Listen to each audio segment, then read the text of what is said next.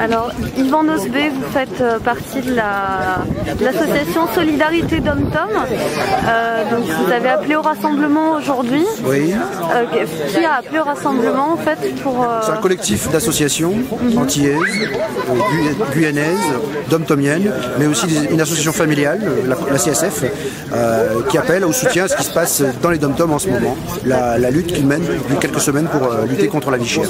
C'est la première fois que ces associations-là appellent un rassemblement sur Montpellier. Oui, tout à fait. Et pourquoi il n'a pas été fait avant? Parce que c'est peut-être pas dans nos habitudes, et puis surtout on voulait savoir comment ça a évolué. On a senti que ça prenait un tour, et puis c'est surtout le décès du syndicaliste du LKP là, qui a provoqué une étincelle et qui nous a amené à appeler à ce rassemblement de soutien, en dehors de toute organisation politique, parce que ce que l'on veut surtout c'est soutenir nos compatriotes des dom-toms. C'est pour ça que la semaine dernière, lorsqu'il y a eu une manifestation à l'appel de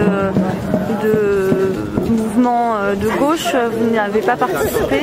Il n'y a pas participé surtout parce qu'ils ont oublié de nous prévenir. Et puis par contre aujourd'hui nous avons des représentants du Parti Socialiste, des représentants du NPA, des représentants de différentes forces syndicales, la CFDT là, etc. Donc c'est un rassemblement qui est ouvert à tout le monde, mais qu'on voulait spécifiquement organiser par les associations dom-tomiennes, sans aucune arrière-pensée politique. L'objectif pour nous, c'est de montrer qu'on soutient ce qui se passe. Les négociations sont avancées. Sur les 143 propositions sur lesquelles on était tombé, 133 propositions sur lesquelles ils étaient tombés d'accord, il y en avait une qui butait, c'est celle des 200 € supplémentaires. Visiblement, elle est en train de se débloquer.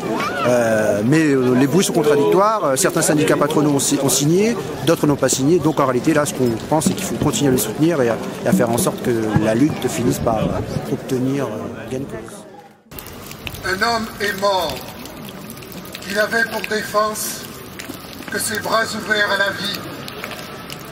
Un homme est mort qui n'avait d'autre route que celle où l'auraient les fusils. Un homme est mort qui continue la lutte contre la mort, contre l'oubli. Car tout ce qu'il voulait, nous le voulions aussi. Nous le voulons aujourd'hui. Que le bonheur soit la lumière au fond des yeux, au fond des cœurs, et la justice sur la terre.